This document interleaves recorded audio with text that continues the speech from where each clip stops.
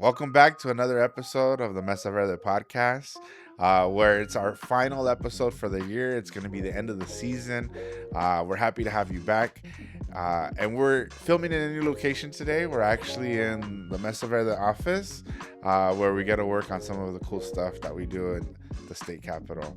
Joining me today are some of our favorite returning guests, Rita Medina Hello. and Juan Altamirano. Hola, ¿cómo están? Welcome back, y'all. How y'all doing?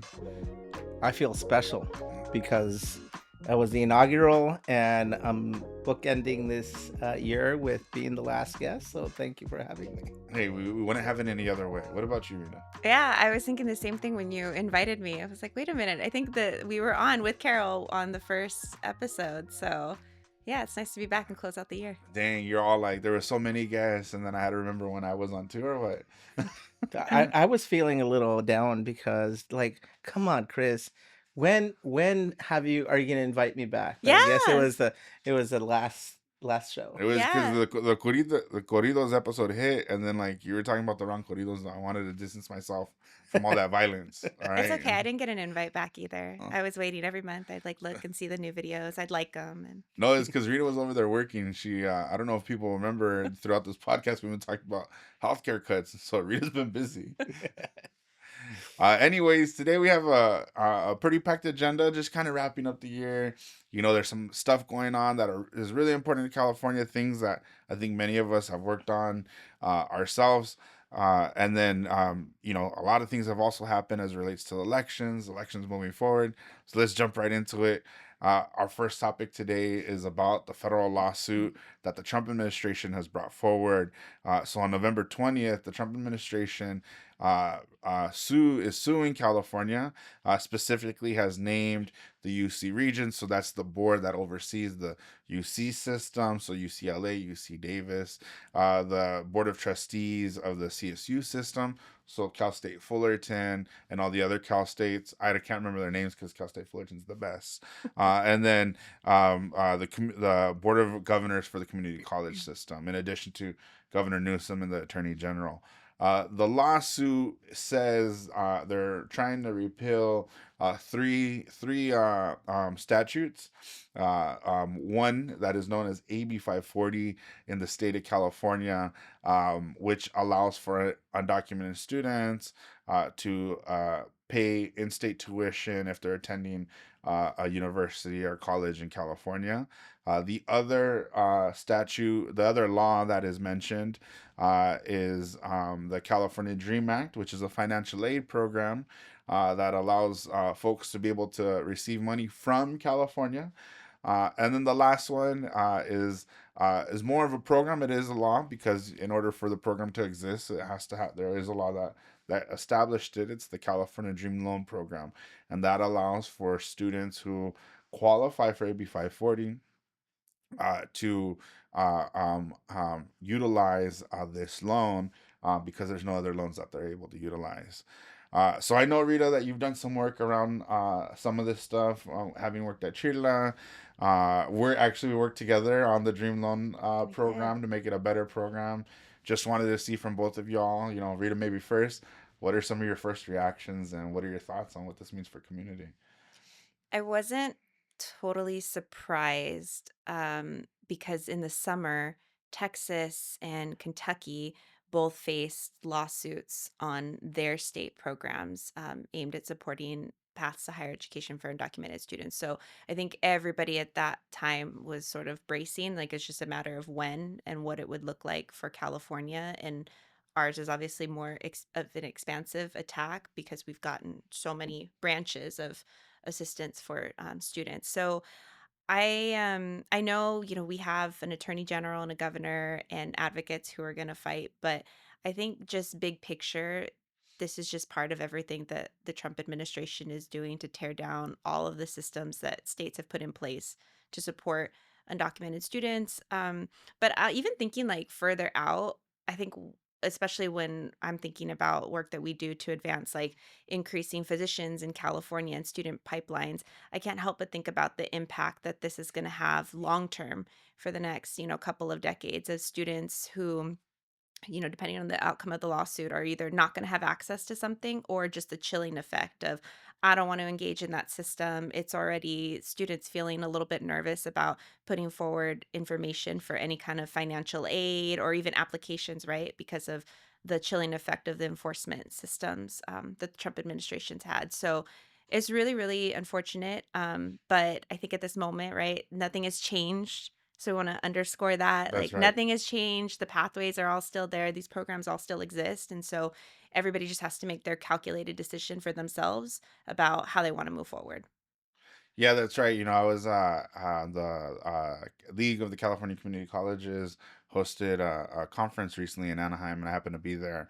And the chancellor for the system was speaking, and she said, the message was kind of very clear. Like, our job is just to continue to serve students in their capacity. We shouldn't be out there, you know, policing folks. We have to, figure out Yeah. what is law, and there it's in the courts right now, right? Until things happen in the courts, it's our job to continue to serve students. So if you're out there, you're listening, you serve students, you're a student yourself, and you benefit from the programs, make sure you continue. The all these pathways are still open. But what about you, Juan? Yeah, I mean, this is a continuation of what this administration's policies have been, which is to terrorize communities, right? Terrorize folks who have been here legally and lawfully, based on past administrations' desires, right?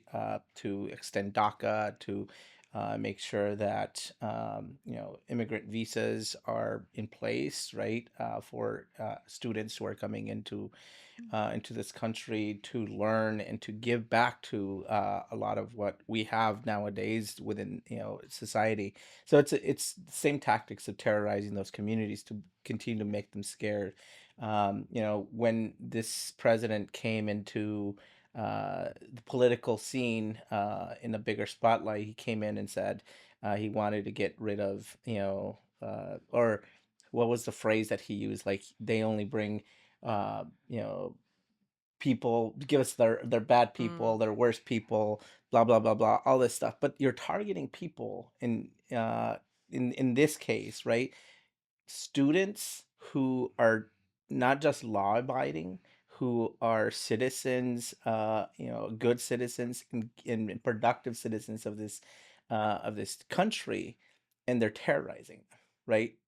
Getting them to be scared, to chase them away, right? And so to me, that's the larger tactic. Certainly, it has implications through the legal process and going to the court and slowing things down. But the bigger impact is the terrorization of these communities, right? And so that I think is probably sending chilling effects when you compound this issue with everything else that's going on with this administration. I'm sure students are taking a look at and saying, do I really want to be here? Do I want to be put yeah. myself in this situation?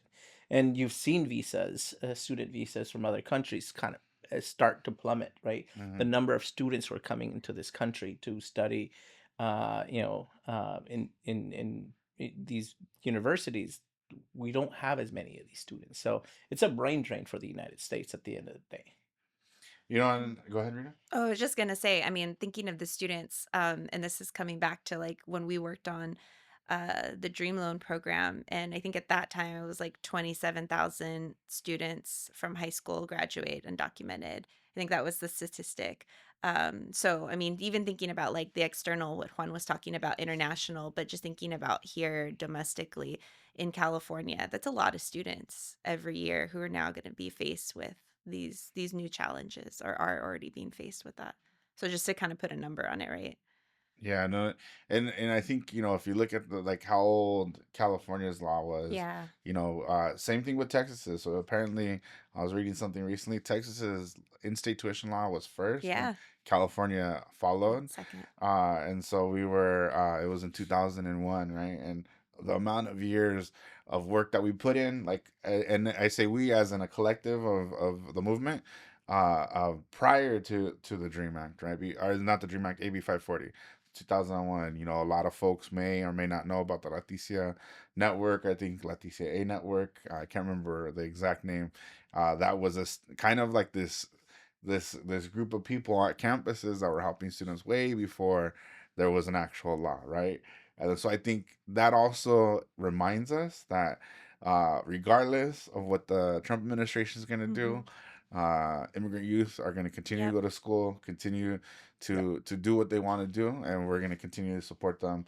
And we're going to find a way, like no matter what. Yeah, Yeah. absolutely. And I remember back when we did this initial podcast. One of the things that we talked about is um, the initiative that youth needed to have in protesting or Mhm. going against this administration. And this is one of those ways in which the action itself of continue to be educated, right, and seek that education is an act of resistance, an act of protest against this administration. So, the message that I would send for folks is like continue doing the things that you're doing, right? Continue to enroll, continue to do all the things that you love and enjoy in seeking that education, because that in itself is resistance. Mhm.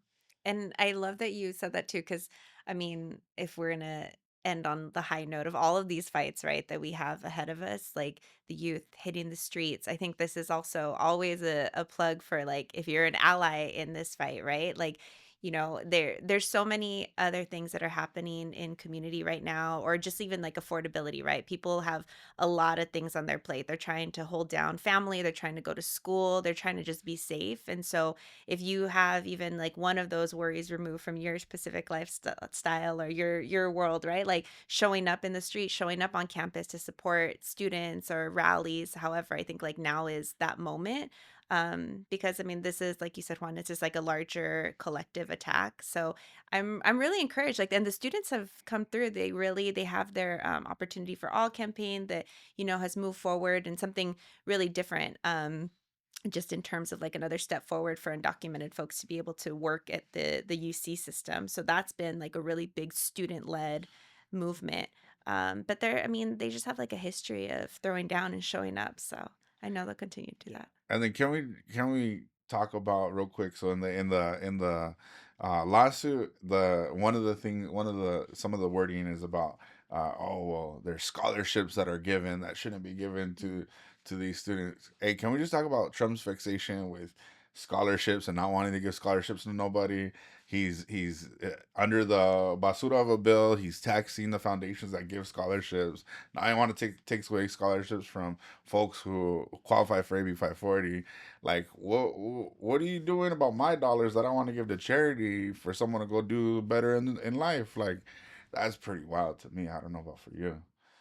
I mean, it's kind of ironic that that when this administration professes like merit based, like the person who is best qualified, regardless of whatever issues that you want to put on top of to look at best quality uh, candidates, the dude is like profiting off of that, right? Like the government, he's enriching himself by government contracts or by foreign governments, right? Like, so to me, this is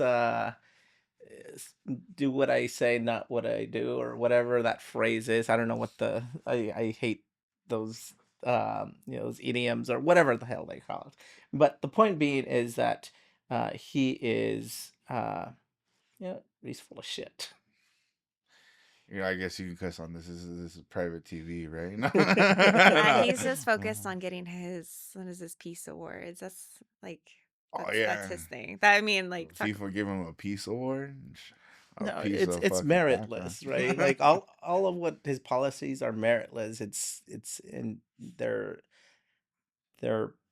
meant to instigate fear, instigate drama, instigate chaos, instigate confusion, instigate a level of just having a discord among people, Yeah. like and have that fake debate on whether this is good. Like we've the GI Bill is one of the perfect examples where white America was able to, have students succeed and have a better life as a result of that.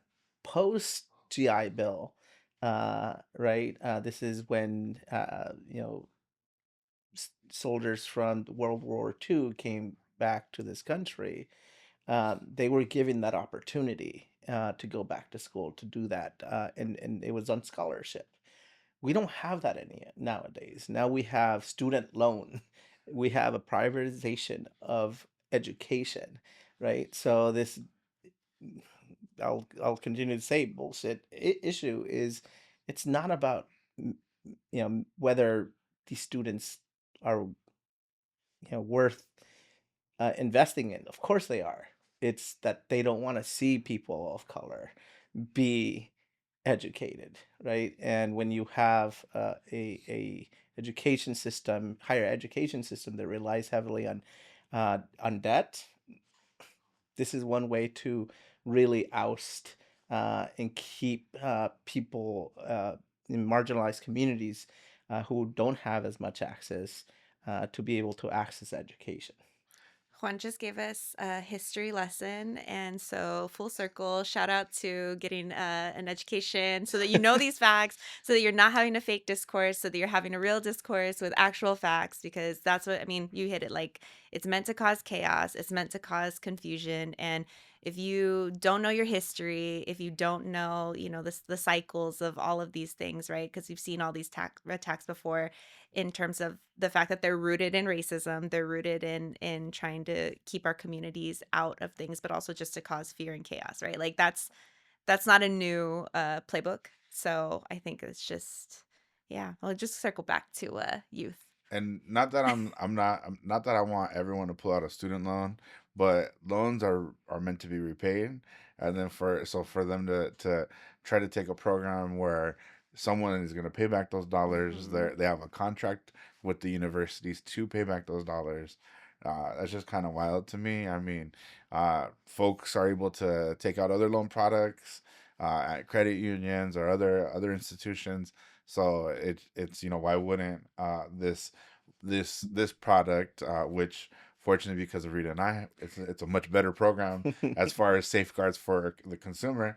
Uh, be able to be utilized by Yeah. anyone who's in need of it. So, Yeah. very interesting. I think the bottom line, at least the way I'm reading kind of everything from the news, the statements from the Trump administration, is that what ended up happening when Trump went to school is apparently he probably applied for a scholarship and got denied. So whoever that person is, can you please come forward? And I don't know whether to shake your hand or think like you're a horrible person, because now he's taking it out on all of us. That fool never got a scholarship, and all of a sudden no one else can either. I mean, it was Stephen Miller is the problem, right? So what about whoever didn't give Stephen Miller a scholarship? How about Everybody that? just needs their therapy sessions. This is what's the quote is like, well, actually never mind. I'm not gonna go, but it's like, if blank just went to therapy, we could avoid blank. There's they let's they just needed a hug yeah, they just as a needed a hug and child. someone to say I'm sorry. Anyway, so yeah, I mean, that was top of the mind. I think that was, given some of the work that Rita and I have done, and Juan been in community with. Yeah. That was, I think, an important topic to make sure that we cover. Stay tuned for what happens in the courts. We'll clearly be there. We know that all the organizations will be filing advocacies Yep. that have worked so hard to do this, and I think having been able to witness the movement in 2011, of so many people who put their all into it. I know for a fact, like, whatever happens, like I said, it's gonna happen, but we're still gonna operate the same way we have as always. Yeah. So And really quickly, I think just for people who are listening, if you are a student, and we talked about like nothing has changed, yeah, knowing to go to CHIRLA, the California Dream Network, Immigrants Rising, like some of the trusted organizations, NILC, who have great social media, Chris, yourself, where hey, you're hey, reposting constantly, right? But watch like out. you'll know, because this is the other thing too, is like once things hit the courts, every time there's a small announcement, people are like, "What does this mean? What does this mean?" Right? And sometimes it's just an update. Sometimes it means absolutely nothing has changed still, but it seems like it is from the way that the news reports it. So, highly recommend to follow social media accounts. You'll know if and when something changes. But again, for now, nothing Yeah. has. So, Stay informed. Check your sources. check your Trusted Check sources. sources. I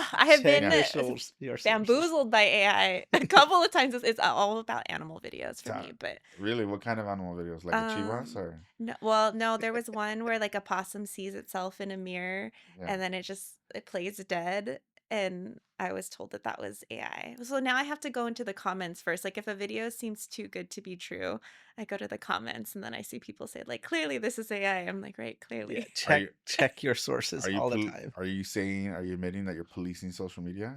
Is that what that is? Ah, Sharita's the cops. All right. Any, Yes, and this nowadays we should be policing hey, social media. maybe I'm just checking my sources. I don't know about that. You sound like the cops to I me. believe in community. Speaking of Trump's Desmadre, let's talk about Proposition 50. And it passed by 64% of the Yeah. voters. The California Secretary of State has a couple more days to certify it as of the today's recording of the podcast. I think it's like 3 more days. But it passed, significantly. I think, the Public Policy Institute of California, also known as PPIC, did an exit poll. And in the exit poll, it stated that 71% of Latino voters voted yes for Prop 50.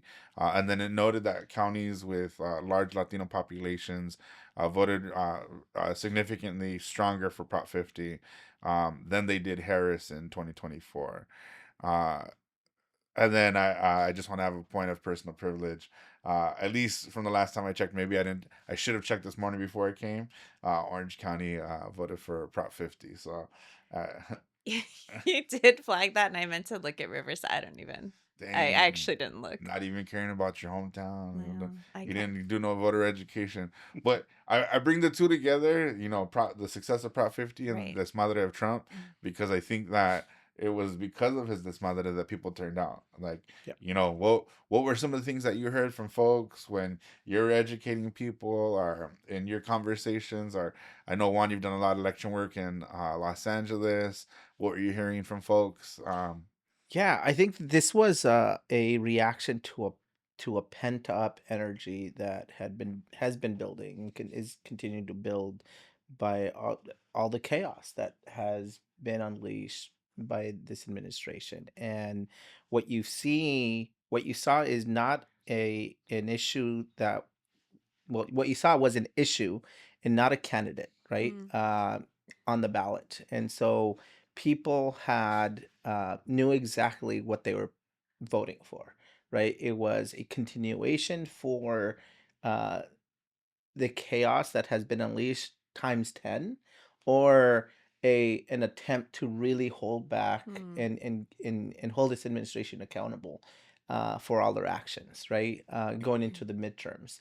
And so that's what you saw, I think, in that reaction. That was the first time that you saw an issue be so resonant with people, that you got to remember when it was first thought about and polled, it was polling in the negative, right? Negative Yeah. 50s.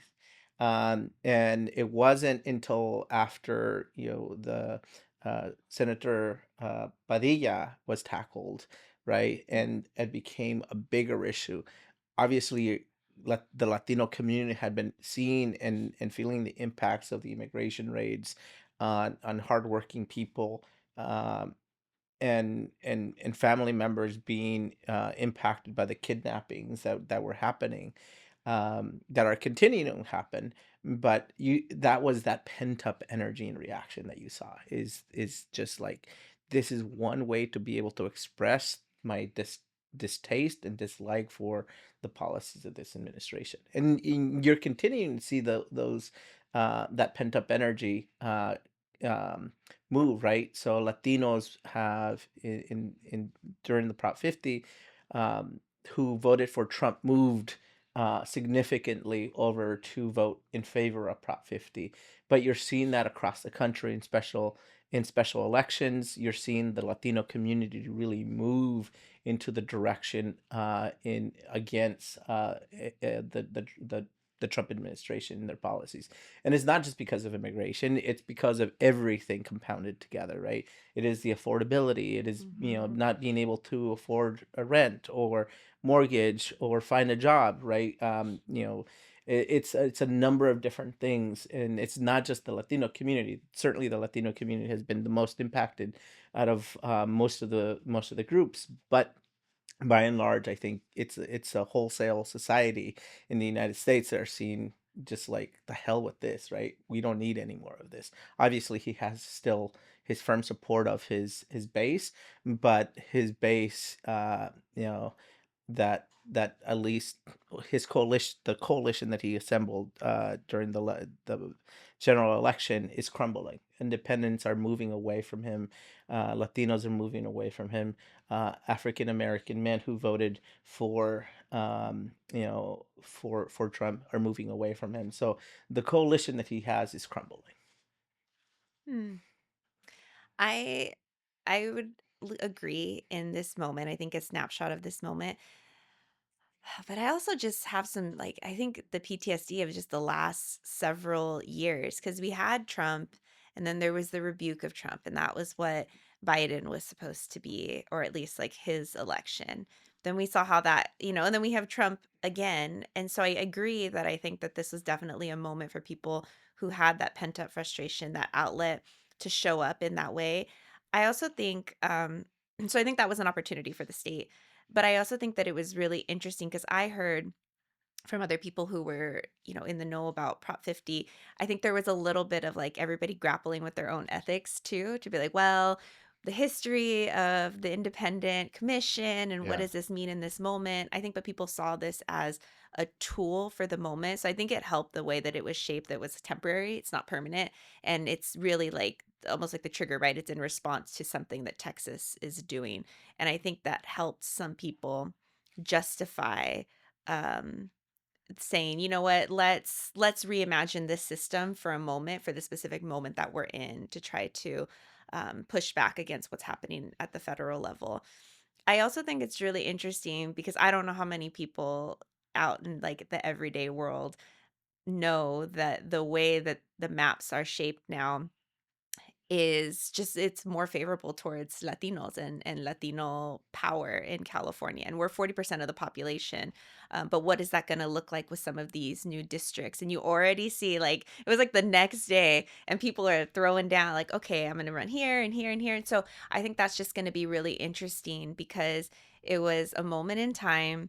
We're going to have the governor's election coming up. So that's going to be another place where people are coming to the polls. But I'm really curious to see how any of that energy is going to play out in these new congressional races, because Yeah. I want to believe that people are going to be so upset. Now it's twice, right? We've learned this lesson with Trump twice, maybe. um, so how are we going to step up and respond, or are people going to be so tired? And is there going to be a candidate for these different districts, for a governor, for whatever's on the ballot, right, that is inspiring people enough? Or are they going to say, like, I did my part with Prop 50, Yeah. what did I get out of it? So I mean, I think that's Yeah. real too, Yeah. because people, they'll turn out and they'll show up, and we have these like great moments of energy and like, oh, democracy, and then things go back, or they feel like they go back to the way that they've been, and people get really frustrated. Yeah, and I mean it's twofold, right? One, this is a calling card for Latinos to really come out and Hmm. actually use the power that they've been now given through Prop 50 to change the dynamics of what California policies and initiatives look like, right? And what those priorities are. At the same time, right? Yes, the maps were given to Latinos to have be more favorable, but it's a representation of what the Latino community in California is, That's right? real, yeah. That Yeah, forty yeah. percent of the So population, it's yeah, not yeah, just yeah. like here you That's a go, great right? But check. like Latinos have been underrepresented in many congressional districts, regardless of independent commissioner or not, right? Right. And then you see the opposite in Texas, right? The power of the Latino community has been taken away That's right. as a result of that partisan, not partisan, racial gerrymandering that's happened there. Mhm. No, it's a calling card for Latinos to actually mobilize, Yeah. and now it's up to us to really determine what those what those candidates are prioritizing, Yeah. because they'll continue to do the same thing if we don't apply pressure. It's the same story, right? With students, organize. What do you want to see for your future? Organize and demand that, right? Ask that of your representatives, and so the Latino community needs to do the same thing for new candidates, and so And to Yeah. piggyback off of what Texas did and what we did, you know, the Trump administration favored Texas in courts, right? Saying like we're gonna defend what they did because those maps are great and there's nothing wrong that they did there, right? Yeah. But they're taking California to court, right? And are the Republicans, I should say, I think the California GOP along with some others are taking California to court to say, how dare you empower Latinos as a voting bloc in these districts? And let's be very, very clear. Just because the voting bloc in these districts are strengthened Latino voters, Yeah. that Go ahead. doesn't mean that we're gonna vote for Latinos. A So hundred yes. yeah, percent. go ahead and throw your Spanish surname. Like, hey, I need to know what kind of work you do because if you're not working for us, you're not doing the things we want. We're not gonna vote for you. And I think one of my favorite examples is there was a race for then Assemblymember Reggie Jones Sawyer. He was an assembly member. He did work for the community. He met with community members. When people had cases, when say you need help with healthcare that's through the state or whatever it may need, his staff actually responded to you and tried to help you out, right? And there was a Latino who ran in what became a Latino majority district, and Latinos still voted for him. So take that as an example. And that's just one of many cases. Yep. That's my favorite case only because Mr. John Sawyer had an open door policy and he always responded to the needs of any questions we had and would listen and talk to us and work in tandem with us. So let that be at the local level, at the school board level. Latinos, just because you got a Spanish surname, I mean, hey, Theo Bernie got Theo Bernie, and he ain't brown. I'll tell you that. I don't know if you all noticed or not, but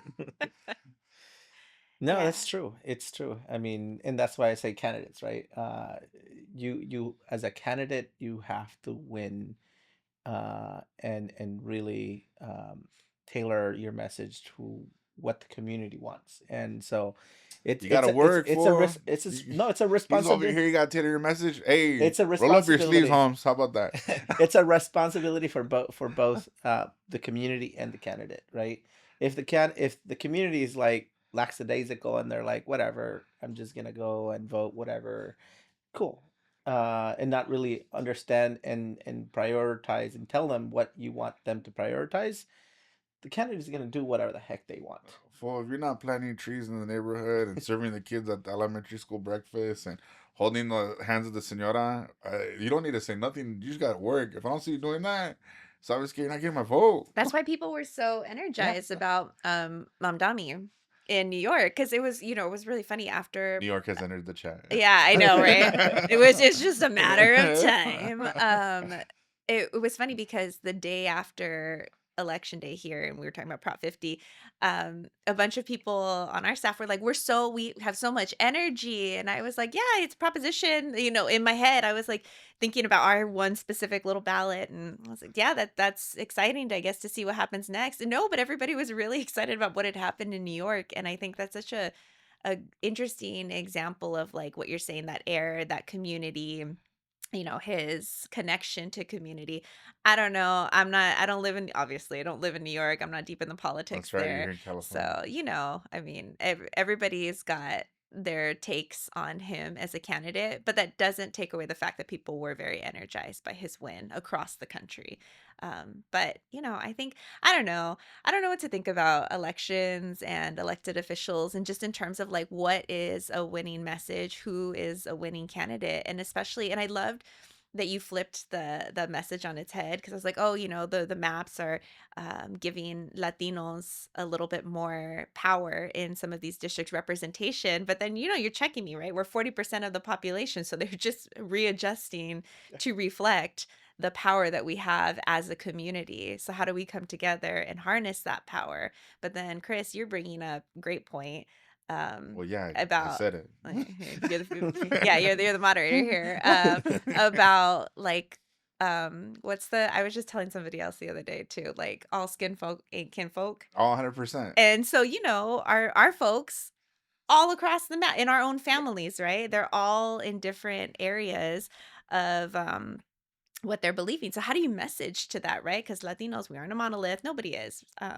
So I'm just gonna sit back and eat my popcorn and take a look, and then And, maybe knock on some doors. and I think one observation I also want to make, I think it's two things on like what drove Latinos. It's like, I think Desmadre from Trump, but also there wasn't a whole lot of messaging. Like there was, you might have got a phone call, you might have gotten a text message from the Yes on 50 campaign to turn For out. Prop 50? Yeah, I don't know.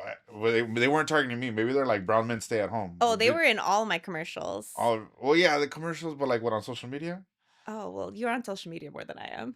No, no, I'm curious. I'm being serious. Like Oh, I didn't feel like anyone was trying to turn me out. no, I didn't get any social media. I think I saw a couple of ads in like Uh like huh. newspaper, like an LA Times kind of thing, or maybe Politico. Um, but mostly it was on TV. There's a lot of commercials on TV, Yeah, on TV. and then Yeah, I mean, it was a very highly targeted campaign, right? And Hmm. we were not the audience. We dang were. We fool, were not the they audience. Yeah. targeted Rita, but not us. Yeah, I know. Yeah. Wow. It's Well, my because household. That's my household. no, no, no. I think they were trying to have brown men stay home. Then this is not efficient. This isn't like a real thing. But They They were knew I like, Latinas, we know you roll up your sleeves. I'm like, all right. well, I was, they already know your voting history. no, they So don't. No, they don't. No, they don't. they know you vote every single year No, they in don't. every single They're like, No, election. they don't. we don't need to target his Yeah, you house. do. I need a mailer. I I want need. you to spend money I I'll on give you I my me. mailers yeah. anytime I get them. No, I don't want your mailers. I don't want them to say Rita Medina. All right, but so apparently I was gonna say apparently there wasn't a whole lot of messaging. I think. Well, here let me just say this point then. I think that maybe other men like me who weren't targeted drove out to the polls regardless, just because you're able to see it on the social medias, and it wasn't about an election. It was like you've seen the harms that have been done, because in some Yeah. parts of Yeah. California you're not seeing the physical Yeah. violence Yeah. that's occurring, right? In Yeah. Orange County it's happening in some places, Santana heavily, Anaheim heavily, but if you're not in that circumference of Orange County, you're not seeing it, right? If you're in if other parts of California, you know San Jose hasn't seen aggressive targeting. There was going to be aggressive targeting Bay in Area. the Bay Area, right? So, but people have seen not only California images, but have seen like Chicago, now seeing what was happening in North Carolina and other places.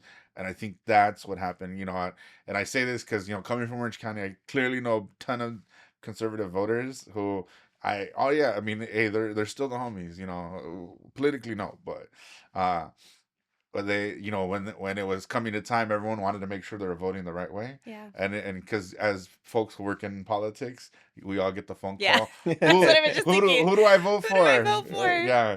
And then everyone was like, it's yes, right? I'm voting yes. And like, Double checking, triple checking. Are and you everyone, sure? And yeah, there's yeah. only one. And It's only one circle you need to mark. and the difference is that some of my friends will be like, okay, fool, but don't tell me like all the Democrats. Like, tell me who I should vote for. Who's gonna be good for me? This time they wanted to make sure that they were voting in favor of the proposition because they didn't want to mess up. Because Yeah. propositions are tricky Yeah. sometimes Yeah. to some And see, people. and that's my point. Community was demanding that, right? Like that was a demand that the community was asking for is how do I vote in the way that benefits me, Yeah, right? And that's what they should be doing all the time, right? Mhm. Latino community, who's the candidate? What is the issue that benefits me?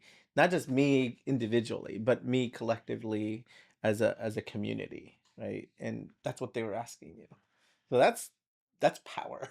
Well, yeah, no, it is, and so I do want to take a little bit of a step back on this, but also like looking at it's exit poll, so we don't know how many people were pulled, or I didn't dive that deep into the exit poll from PPIC, but they did mention Latinos didn't turn out. They turned out in 2020.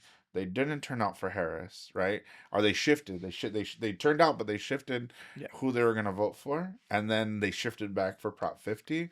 So thinking of the shifty dynamics of this voting block, um, what do you think that means as we enter into 2026 election? With several statewide elections, a very important election, the gubernatorial election happening. What do you think that message is, or what do you think needs to happen as we move forward?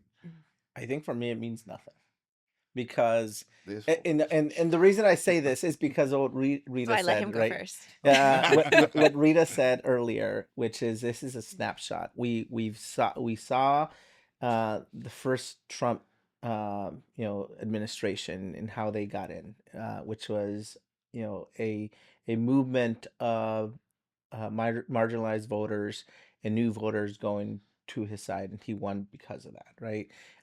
You saw the repudiation of that once his policies were enacted, but then we quickly forgot, right? We quickly forgot what those policies were like, and then just like in any other presidency, there's a romanticization Mhm. of people's policies of like, yeah, that's not I need that to change, right? And so they fed into that anger and anxiety that has been we've all been feeling within the economy, and they fed into that, right? And so to me, it really means nothing because we live in a society nowadays that our attention span is so short Yeah. that we forget what was how I felt 2 weeks ago.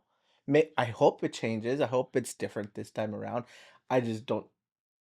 I don't see that as a society. Like we're constantly on our phones.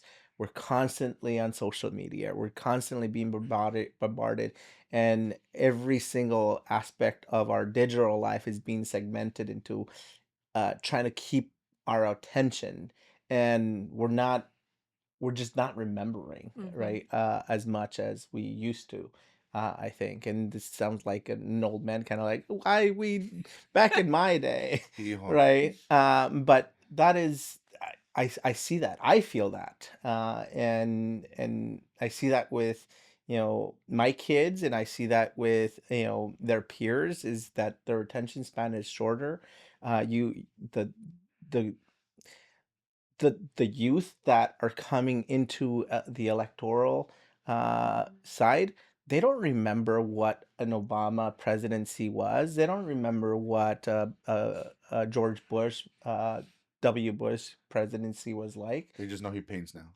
Their whole political worldview is shaped by this administration, right? The last two Mhm. administrations, three administrations, Trump, Biden, Trump, and so That's crazy. that is, and it's in a moment where media is consolidating. There's very few platforms that are out there that are not just Yeah. that are independent, right? And so to me, that's the fear I have, is that we have such a short attention span. Mm. It's crazy to think about, although maybe not for like our parents even thinking like to have I can't remember like when I became politically aware. It was like later in life.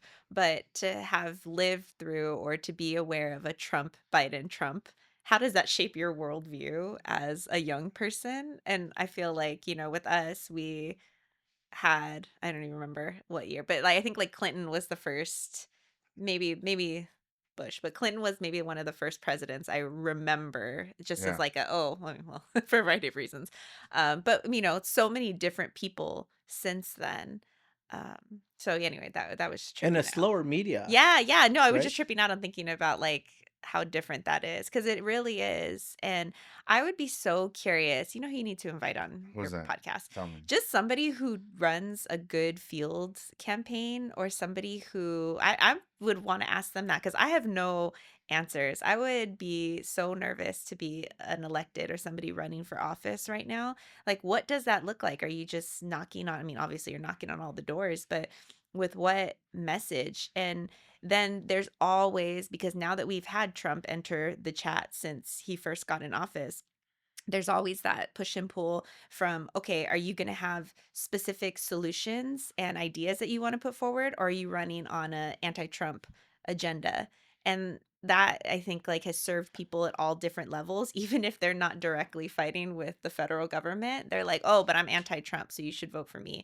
because my policies are going to be counter. But then what we hear is like, well, but what does that mean? You dive below the surface and people are want more. And so I agree with you. I think it's we'll see. I'm really, really curious where this energy is going to be, but then also the next time we have an election, what are food prices going to cost? How much is like childcare going to increase? Like, how much more or how much less affordable is housing going to be?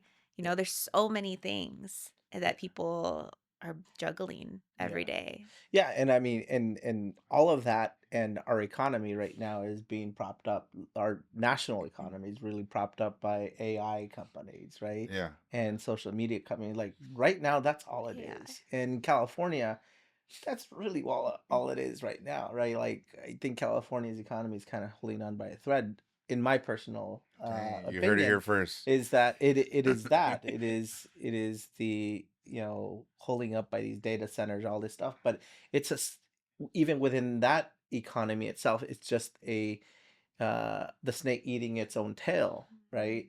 There's nothing outside of that space um, that is able to come in to prop up a larger economy. So that I'm scared of that, Yeah. right? On top of where where Latinos are gonna be, in a year and a half, or a year from now, We'll, like. we'll we'll get into the economy in a minute. I I know we're promise. I chomping promise. at the bit. What is It's because it? it's the holiday time, so everybody's like, "How much for this present and shipping?" We're like, "Oh, can I pick it up at a local store?" Oh, I guess they're not getting that this year. It sounds like Rita shopping on Amazon. How dare you? Anyways, Shop what local. one thing I'm taking away from the Latino shift based on what PPIC was reporting is that regardless of your messaging and regardless of the involvement in the community, that we've worked on, all of us have worked on campaigns in some level. uh Folks need to get to us at some point, right? And are sure, like, they weren't targeting me, but we know, as folks who've worked on campaigns, Latino voters are like the last precinct you're gonna get. It's like, oh, if we have time, we will get to them. And Oh, hopefully they speak your language if they yeah. show up at your door. And like, yeah, and can you message properly? Like, Yeah. can you even do the basic thing of translating your material or sending Latino speakers, Spanish speakers And who's going to to? open their door anymore in this moment? Well, that's true too. Well, what you're saying right now is kind of resonating with me, and Well, yeah, going you're back to, Latino. It should. but going back to what you said about your homies asking you for how they should vote, all right, uh, and the lack of targeting you, Yeah, like you're the one that has a huge influence over an aspect of your community, right? Uh, legally. Legally, yes. We all do. No Legally, gangster stuff legally, yeah, yeah. here. I Legally, just want to make sure we're yes, very yes. clear. Hey, what are you trying to say, Juan? Legally, He's an right? Because influencer. because Yeah, but an You can say it. influencer, there you go. Say it. Say it my nice. my family asked me for, like, who's this candidate? What is this proposition about? They ask us information because it's the old adage, joke of, like, when you're a kid in an immigrant household, and have a sixth grade education, you all of a sudden become the family attorney, right? Yeah. And that hasn't changed, as we continue to grow up, because I'll speak for myself. My family still asks me about all of this stuff, right? How should I vote? How should I do that? So to your point of political campaigns not targeting you and not really changing your viewpoint of how you should be thinking about things, is you that influence that you have is over your, not just your whole family, but the community that you Mm, grew up in, right? And it's people like us who are helping shape some of those votes as well, right? So yeah, I go back and say yes, you have a lot of power. I don't know. I mean, well, I'm not trying to flex no power, but I'm just saying, like, I sure in Fullerton, where people trust what I say because that's where I'm from, and I really care about that city, and they know I'm gonna give them the right information. But what about the cities that none of us are connected to, right? Like, candidates still, it's clear based on this information, based on the last couple of elections, based on this proposition, that you need to talk to us. Like, yeah. you're not. We're there. Often and early. Yeah, yeah, yeah. And in our language too. Yeah. Whoever you're talking to, and Yeah. not all of us speak Spanish, and not all of us speak English. No. So, You, which is a good segue oh, okay. Well, to, I was unless just gonna say this is like it trips me up because now I'm thinking I was like, oh, if I were ever to run for office, I was like, what does that look like? You have your coffees or community, whatever, and you know how people get together and they do like write a postcard and it's like volunteers. Hmm. You're volunteering for Chris for assembly, and it's like write a postcard to dang, somebody in my district, like saying I'm so and so, and I think you should vote for Chris. You should just have people call and write to their families while they're there, be like, hey, Tia, I'm here with so because I mean, right? Like Yeah, how many people could you get? Because then it comes like they get their ballot, may not have even known there was an election, and they're like, oh, Mijo called me to say like I should vote for Chris. te Because that's quiero, how because that's how it yeah, te works. quiero mucho y Yeah. vota así. Yeah. Te quiero mucho hey, y just gusta. just to be clear, I ain't running for nothing. Okay, so just FYI. Soft launch. No, Rita, on the other hand, was like, if I ever run, Soft she's launch. she's already thinking. Let No. us know where to write the checks. Absolutely Let not. us Testing know the where to write the waters over checks. here. I Yeah. think Juan's organization has a pack, not mine, but No, I don't have a Testing the pack. waters. I dude, love it. Riverside School Board or what? Anyways, but speaking, and so speaking of this and engaging Latino voters, we have a gubernatorial election coming up in 2026. There's a ton of candidates. I don't know if any of them are. If you're watching, you need to throw a telephone party now, based on what Rita's saying. Yeah. No, they need to come onto your podcast and We'll, they need we'll think about it. We'll think Oh. about it. I don't know. This is a very specific kind of podcast. You know what I mean? So we'll see.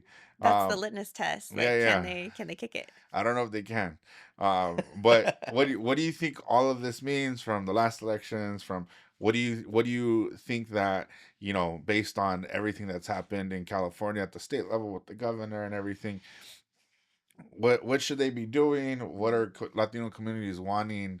Uh, do Latino communities even really know and acknowledge that there is an election coming up to to Yeah. to change our governor? I think a lot of Yeah. Latinos have really accepted Gavin at the podium and really have embraced it. And so I don't know if there's necessarily folks who are like, oh yeah, like this is gonna change pretty soon. Yeah. I think right now there's so many people running for governor. I don't think that people's attention, to Juan's point about attention span, I don't think we're there yet, Mhm. unless you're really plugged in and you maybe have a favorite. But I think it really I'm looking for how are these candidates talking about some of the big issues that we have ahead of us, and I know like we have a really tough budget situation, so they're not going to step into like a really easy That's right. lush time. And when I think about these candidates or just the future of California, thinking about immigration, but also thinking about healthcare. And so, we have some candidates who've said they're the healthcare, they want to be the healthcare governor.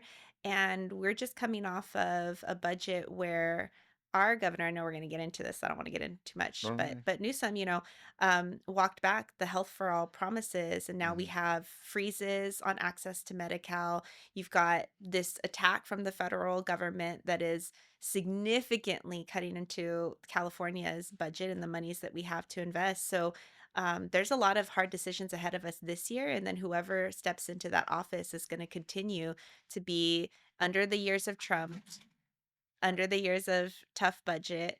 Um, and so how are they going to balance all of those things? But really looking at like affordability, healthcare, education. And I was just joking before we got on here because there's so many candidates now. I guess I get commercials. I don't know. Maybe I watch more TV than Yeah, everybody, yeah, I don't watch a whole but lot of That's now TV. nice. I've Yeah, I just been don't. hit with all the Tom Steyer commercials. Oh, really? And he's like, I want to bring California back as a leader in education. He's tackling affordability, but I couldn't remember if there had been commercials for anybody else. He's the first one I think I've seen. I don't know. Let's just be very clear, real quick. This podcast does not endorse any Oh candidate. no, No, not no, at I'm all. just. I'm just saying what I've. We got to say all the other names now too. That way, none of them. I get phone calls and they're like, "How dare you Oh, You you drop should can you this get can phone edit that motherfucker?" out. calls. I'm joking. I'm joking. No, no. But you're getting a lot of commercials from one candidate right now. Yeah, I get commercials from that candidate, and I get, if we're gonna just toss out names, I get social media from former HHS Secretary Javier Becerra. Uh huh. Those are the two I think that have been in my purview. And then, from Riverside, I see some of the news about Chad Bianco, but obviously that's Yeah, I don't see much of it. But all of these candidates, regardless of party, none of them have differentiated themselves at all. mm, They're all Yeah. sort of talking about the same thing, yeah. the same talking points. It's traditional campaigning as we've known it for the last 20 years. It's very, you know, tailored, cut and dry, and it's kind of boring, right? Like, and I'm not saying that I need chaos in my candidate to for me to pay attention, but they're just talking to the same people Yeah.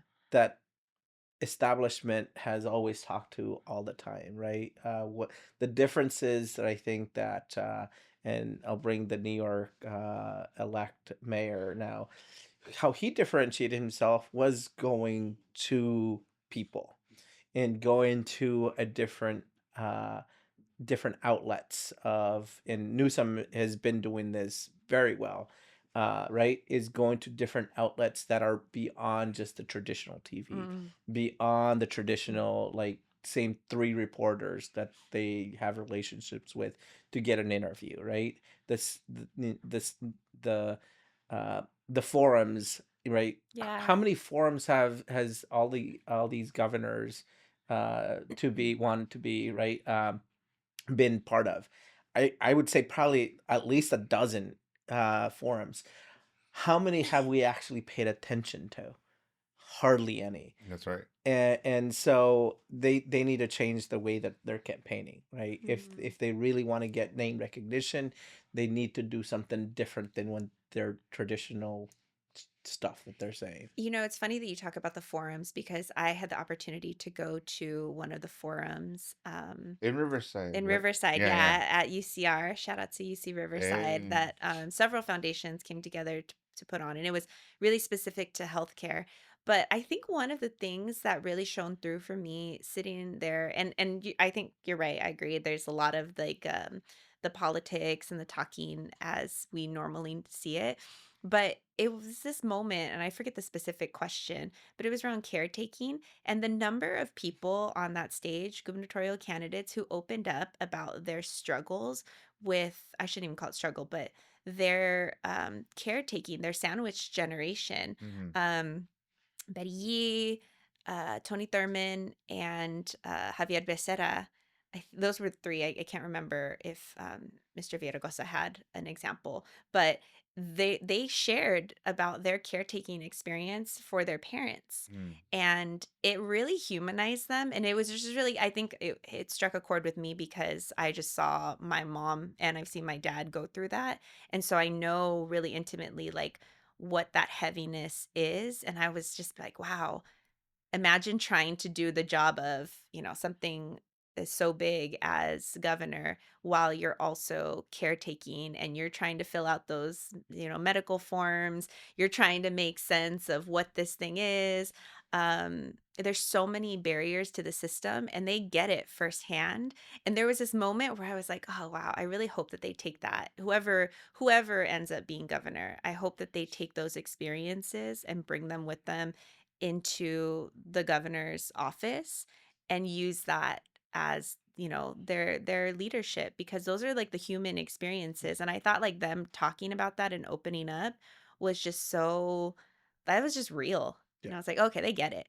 Like they get what it means to have to like, oh, let me go on this Zoom, but then let me go check and make sure like dad has enough water, or like That lunch has, is ready, or yeah, yeah, that's real. It's basic, yeah. It's basic it's human basic. necessity. It's Yeah. basic human necessity. It was a basic human connection. And honestly, of all the questions that they asked at the forum, which was a great forum, it's the one that stuck with me and resonated with me the most. And I was like, wow, Yeah. I didn't know. That's true. I mean, especially, a lot of us end up caring for multi generations Yep. Yeah. in one household.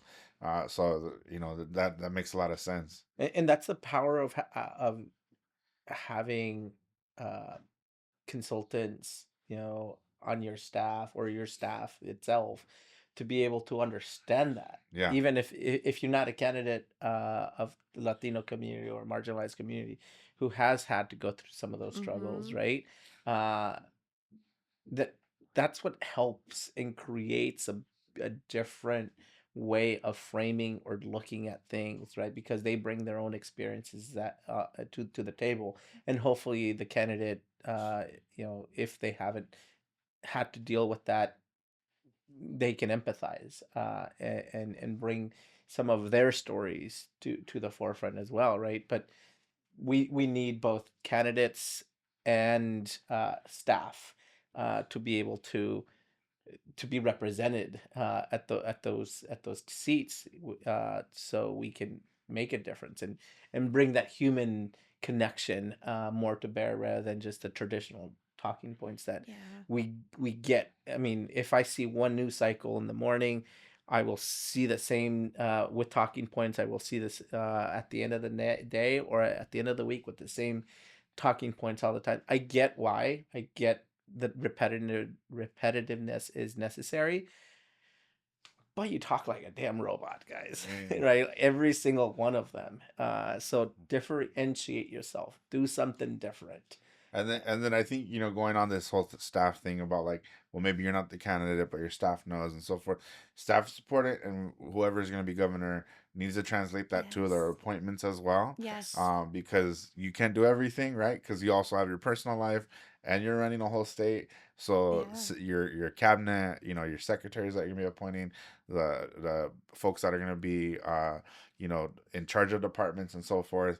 That's really, really key. And we need people who understand that, and those systems that you're putting them in. You just Mm-hmm. can't put anyone in them. Yeah. And so that's going to be big for us. So whoever you have on your current staff, for some of us who have a bit more of an understanding, are going to be paying attention to that, Yes. because that will also translate. It might not be the same Yeah. people, but it'll show us that you have an understanding of what needs to happen and how Californians respond. But I do want to bring up a point that Rita started touching on, and I think all of us are kind of feeling as we're in December, moving into January. The Legislative Analyst's Office, the LAO, is an entity that kind of provides recommendations and to the legislature, to on the budget, on policies. Just released a report not too long ago saying that they're forecasting California having an $18 billion deficit this coming cycle. Healthcare was a significant issue for all of us, something that we had talked about Mm-hmm. on this podcast significantly. The But first the first podcast we talked about Yeah. that. yeah, And how far we've come. yeah, Yeah. yeah. I mean, through Yeah. throughout the pot throughout Mm. the every episode, I think we've touched on it at some Yeah. point. But what does this mean for some of your advocacy? I know one, and then I'll just say this before we jump into it. There's a lot that's happening at the federal level as it Yeah. relates to cuts, programs that are being eliminated, especially in the environmental space Yeah. and education and in healthcare. And a lot of advocates, what we're hearing is that they're saying now we're gonna kind of shift and turn towards the state to try to funnel some of this stuff and fund it. But with a deficit, that might be very hard to do. So, what does it look like for you all next year as you're preparing for this next budget cycle? The governor is going to introduce his budget in Mm-hmm. January. So, what are some of your thoughts? How are you preparing for this? So for me, I mean, the pie was already messy, and it's gonna get messier Yep. now, even more so. At least within the environmental sector, there's not a lot of places to cut anymore. It's pretty bad. Obviously, if you're a good budget analyst and budget staffer, you'll find ways to cut. Yeah.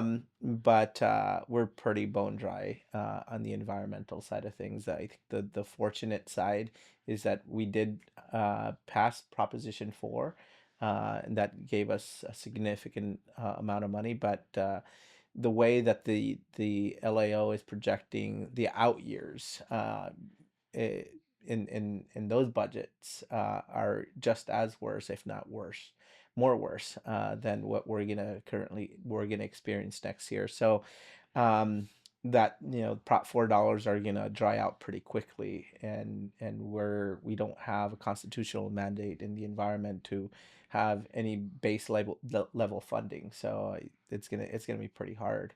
Um, Last year I didn't run any bills because I knew that it was going to be hard to actually get anything that of consequence Mm. that actually meant something on the ground because of the financial constraints that the state had or it continues to have. So I didn't run any bills last year. This coming year might be a little different, but it'll be for just making efficiencies at departments and programs to make sure that they get implemented in the way that doesn't cost taxpayers more money to put projects on the ground that are good for community, right?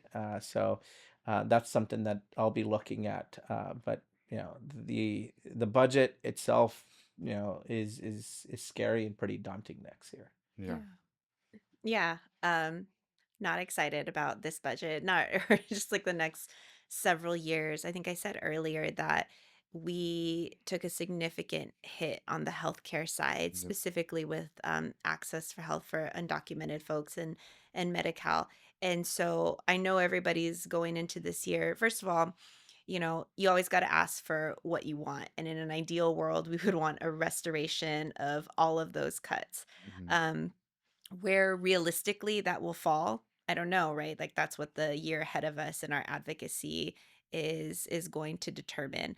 But I'm really nervous for the January budget to see if there are any further cuts that we're starting out with at the beginning of the year Yeah. because what happened this last year that was I think on the tail of HR1 and now we since then we've learned so much more, so I just don't know what we're going to be prepared to see in January. But here's the thing that I'll say is that, California, we're a world-class economy. What are we, number 4 now? Yeah. And I think there's so many lessons learned about other countries and spaces that invest in their healthcare systems. Like if you don't have your health, you don't have a lot of things. You're not healthy enough to go to school, to finish your degree, to go to work, to contribute to your local economy, the state economy. And so we're really focused on just access. Like if at the end of the day we still have this system intact where there's a freeze on new people enrolling in Medi-Cal, um, then our work ahead of us looks like how do we make sure that people maintain access if they're already enrolled, and people are having to make that decision right now. At the beginning of the year, January 2026, it's not going to be any more new enrollment, so we're telling people now, and it's their choice because we also know there's data sharing problem, Right. that's chilling effect, right? So people have to make a choice whether or not they want to enroll in Medi-Cal. Our work next year will be also to defend it and to defend the dollars to keep that program intact. But I think there's also just making sure that we're not tearing down more than we're prepared to build back up in the future. And if we are building it back up, how do we have it with an eye to be more inclusive, more accessible, more affordable for people?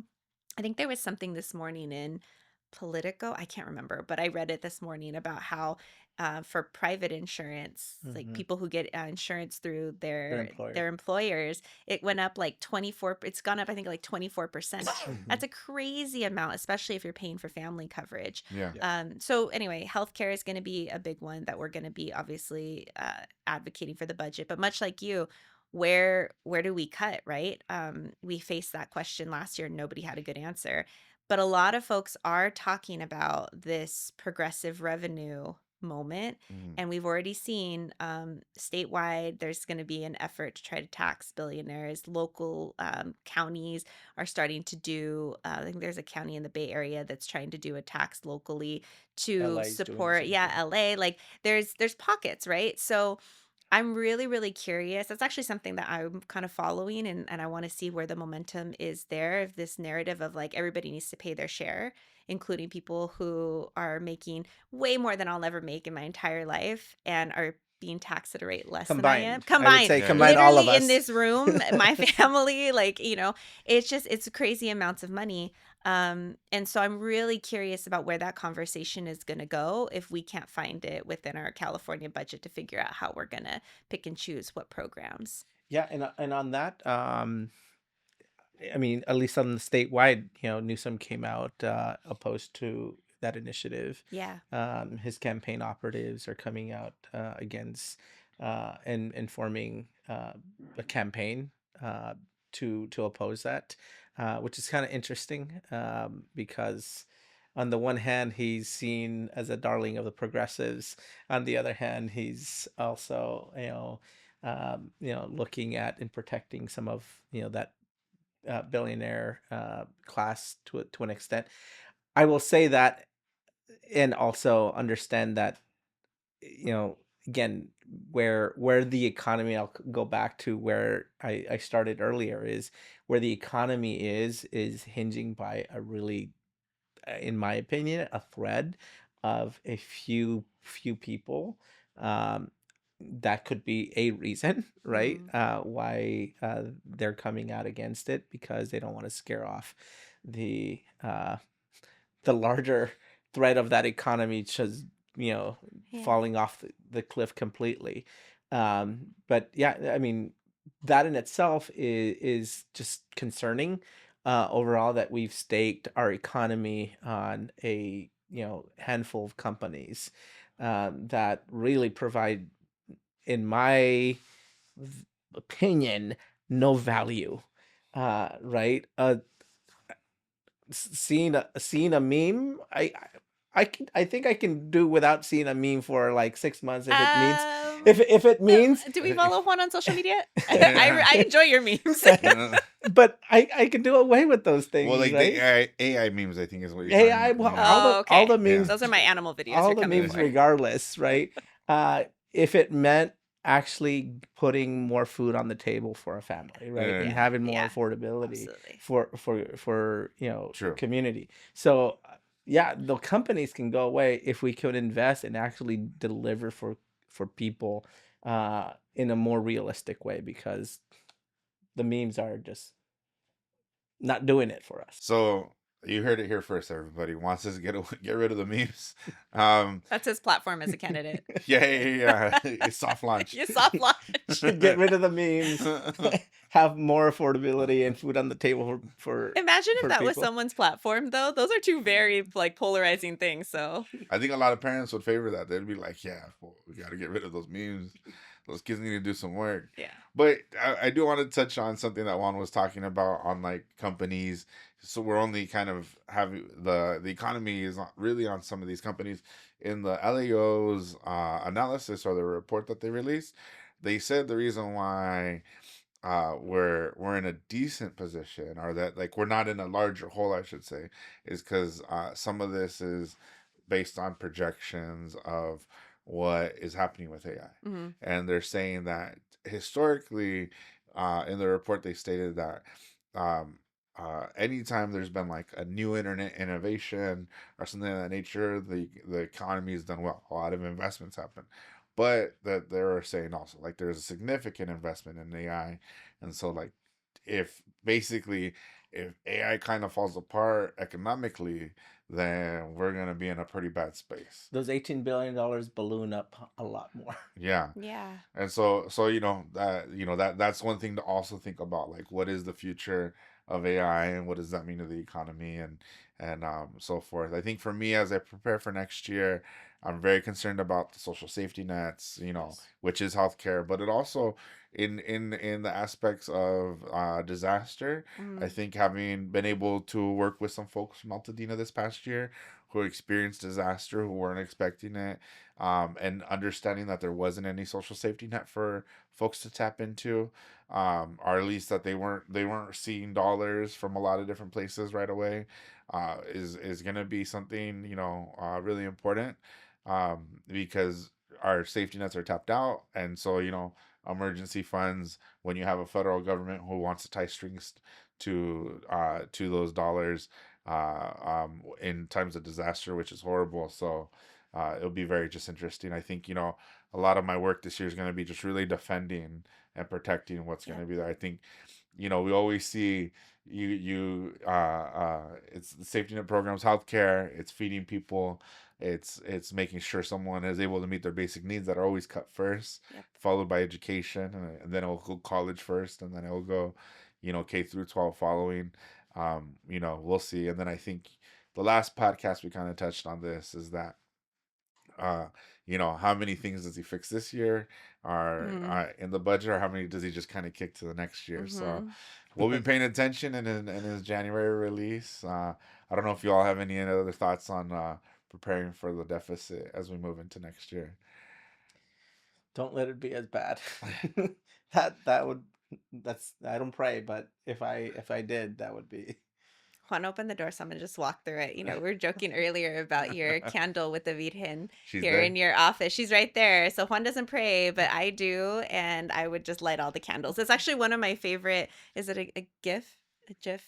What? Oh, I don't know. It's not a meme, but it's like on my phone where it's like someone like good luck, and it's like all the candles, and they're all lit. Like I use that one actually like pretty often. So lighting the candles for it. Dang, we'll definitely light all of the candles for one since he doesn't pray. But Yeah, I'll I light I it. need We'll light all them of for them. you. It's yeah. fine. Well, with that being said, as we always do, it's a tradition on this podcast, to provide your final thought. We'll go ahead and start with Rita, then Juan, and then I'll close this out and then go from there. So, Rita, your final thoughts for today. Um, Thank you for having me. This is a nice way to kick off the day. I think just hoping that everybody is listening to this, but also just taking care of their mental health, their selves, their families. Like that, to me, like that has been something that I've really been trying to practice this year is like, what are the things that I'm doing to just invest in my own mental health? I started gardening. Oh, shoot. Oh, So that's right. yeah, You have a yeah. community She's a garden. farmer now. Yeah. Uh, I grew, I think Okay. what I grew, I could fit in the How palms of my many hands, tamales can but you make from the corn that you're growing? One? absolutely not, because I grew no corn, but I grew a lot of tomatoes. But that was such a spiritual, beautiful thing for me, and it was just like a really good outlet to get outside, get your hands in the dirt, and just like produce and grow something and see it grow. So I hope that everybody is able to find something like that to do for themselves that protects their peace, because there's a marathon. We always say that, but it truly, truly is. Nipsey Hustle, that's right. Yeah, for me, it's not just this month, but also the rest of the year is go out, socialize, enjoy community, Mm, be with each other, whether it's family or friends, and just be with community. I think that we've lost so much over the last several years, post COVID, yeah. of that human connection, and I think what makes our not not just ourselves, like feeds our soul, but feeds our community, is being able to be around each other, Yeah. and share ideas, exchange, um, you know uh, happiness, and congratulations for the milestones that we all achieve throughout the year, and be able to celebrate that in community is, I think, one of the most powerful ways of expression of just being grateful for where we are and who we have, with each other. So to me, it's go out and do that. Doesn't have to be over drinks. It doesn't have to just be with each other, right? Enjoy each other's company. No, and really appreciate you all. I did want to bring you all back both, because you opened up the first. It's great to have you on the last for this year. But first want to give a shout out to Jorge and Devon, who've been with us every episode, filming and have done an excellent job. Really glad that we were able to assemble this team to be able to provide some type of education. Maybe you learned something, maybe you didn't. Maybe you think that Rita and Juan's funny, or I'm just an all right guy. I don't know, but glad you tuned in. But if it wasn't able to be done without the team that we put together, so thanks to that. And then I think this year was a very interesting year for a lot of folks, and in addition to this political experience that we're all living right now, people do have their normal lives that Mhm. happen, and you might get sick, or you might receive some type of news that isn't the best, and you have to put that on top of the experiences of maybe you are experiencing some of these harms. And so the fight isn't over. This is barely round one, if that, right? And we have to continue, and it's whether it be advocacy or what you're doing at your home on your own. You don't have to be at this level of engagement. You could just a simple signature or a phone call, a text message, sharing information, Mm. providing a red card to somebody to let them know their rights. We're gonna be all right, but it's not gonna be okay. And I Yeah. think that's the message. Because when people look at me and ask me, "Well, what do you think's gonna happen?" I can't say it's gonna be okay. We're gonna be all right because we're gonna stick together. We're gonna create our own sense of peace. And then I'll just say lastly that this is our 13th episode, 12th episode, one of those. It's the last episode of the year, and just been very blessed to be able to do this, and we'll see what happens next year. I don't know if we continue this project or not. We'll No. see. I don't know. Maybe we'll see if you get invited. We'll see if I get invited. So is the closeout song gonna be Mi Burrito Sabanero? No, Ah! hey, why? No, it's gonna be the town I live in. The town I live in is so lonely. I feel like don't be afraid to be that primo or prima at the holidays this year. Like you were talking about, like share information, the red card. And you were talking about gathering in community, and immediately I was like, "Oh, it's tamal season!" Like, we're gonna be there spreading the Chisme. masa, yeah, the chisme, but Chisme. also an opportunity to educate, an opportunity Informed, to yeah. share information, to and and like. shame your one thief who didn't vote for Prop 50. Yeah, Be yeah, I'd like, be like, yeah, "You though. didn't vote? Oh Every my no god." who voted against it. Oh, yeah, yeah, yeah. Yeah, I mean, like, that's what the holidays are all about, right? There's always, like, the memes for, like, you getting together with your friends and your family, and that means people who may not, like, agree or they have no idea what you do for work can be like, "You don't need to know all the details, just know that what I'm telling you is a trusted source as we eat our tamales," so. Perfect. Well, thank you everybody. Gracias, and thank you for being on the podcast today. Yeah, Thank you. thank you. Well, thank you for watching. We just want to note that the views stated today by our guests are that of their own and not of their employers or any other affiliates.